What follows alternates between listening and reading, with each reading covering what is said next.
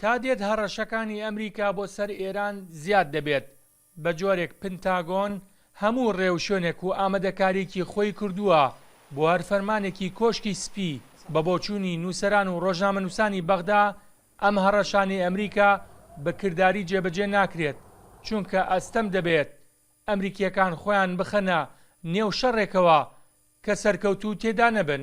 الخلافات التي تحدث الآن والضغط الكبير جدا التي تمارسه الولايات المتحدة الأمريكية ضد إيران من ناکۆکی و فشارەکانی ئەمریکا دژ بە ئێران لە ڕێی ئەو سزایانەوەی کە چەسپاندوێتی وای کردووە سەرجەم وڵاتانی هاوپەیمان پەیوەست بن بە جێبەجێکردنی سزاکان بەسەر ئێران. لەلایەکی ترەوە بە دووری ئەزانم کە شەڕ دروست بێ بەڵام ئەگە دروستیش بێ ئەوە ماوەیەکی کەم دەخایەنێت ئەوەش لەبەر بەرژەوەندەکانی ئەمریکا لە خۆرهەڵاتی ناوەڕاست. جگەلەوەش ئەمریکا وای کرد هەژمونی خۆی لە ناوچەکە زیاتر بێت و لە ناوچەکە بمێنێتەوە بۆ ئەوەی لە ڕێی فۆبیای ئێرانەوە ئابووری و داهاتی زیاتر بکات. وبالتالي الولايات المتحدة الأمريكية تبقى في المنطقة ما دام مصالحها باقية. ترامب لا يمكن أن يدخل حربا عسكرية مع إيران. ترامب ئەستەمە خۆی بخاتە نێو شەڕی سەربازیەوە لەگەڵ ئێران چونکە دەزانێت ئێران توانای سەربازی بەهێزی هەیە. جگەلەوەش ئەو ڕووداوی کە ڕوویدا بۆ کردنە ئامانچی کەشتیە دەریاییەکان کە حوزیەکان ئەنجامیاندا بوو وای کرد هێزێکی زیاتر ببەخشێتە ئێران لە ناوچەکە چونکە بە جۆرێک لە جۆرەکان حوسیەکان بە بەشێک لە ئێران دادەنرێت. بۆیە ئەمریکا ئێستا لە هەوڵی ئەوەدایە بەرەو نێوەنگیری بڕوات و فشارەکانی بخاتە گەڕ بۆ ئەوەی ئێران داوا بکات لەسەر مێزی گفتوگۆ کێشەکانیان چارەسەر بکرێت.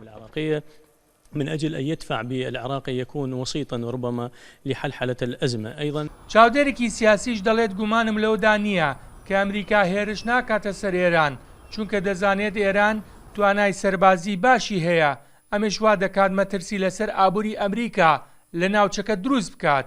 اليوم المنطقة تشهد تهديدات ولكن هذه التهديدات لن تصل إلى مرحلة الحرب. ئەمڕۆ ناوچەکە هەڕەشە بەخۆیەوە دەبینێت بەڵام ئەمە ڕەشانەوە ناکات بچێتە قۆناغی شەڕەوە چونکە ئەمریکا ئەزانێت وەڵامدانەوەیەکی بەهێز دەبێت لەلایەن ئێرانەوە بۆیە ئەمڕۆ هەڕەشەکان لە هەڵکشانە ئەویش لە ڕێی سزاکانی ئەمریکا بەسەر ئێرانەوەیە کە ئەمە لە دەرەوەی چوارچێوەی نێودەوڵەتیە بەهۆی ئەوەی سزاکان تاگڕەویە بە ئومێدی ئەوەی کە ئێران بچێتە ژێر ڕکێفی داواکاریەکانی ئەمریکا ئەمەش بەلای ئێرانەکانەوە قورسە.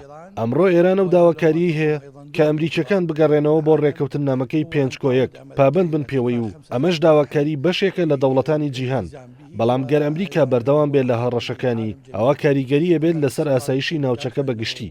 سيصعد من التهديدات في أمن المنطقة وأيضا سينعكس سلبيا على أمن المنطقة. ماوە چەند ڕۆژێکە حکوومەتی واشنگتن داوای کردووە هاوڵاتیانی ئەمریکا سەردانی عێراق نەکەن و هەروەها بەشێک لە کارمەندانی باڵۆزخانە و کونسوڵخانەکانی عێراق جێبێڵن. سەرباری بەرزبوونەوەی ئاستی هەڕەشە و گوڕەشە و گرژی و ئاڵۆزیەکانی نێوان ئەمریکا و ئێران عێراق لە هەوڵی نێوەندگیری دەکات بۆ چارەسەرکردنی دۆخەکە چونکە دەزانێت گەر ئەم شەڕە دروست بێت ئەوە پریشکی ئاگری بەر عێراقیش دەکەوێت.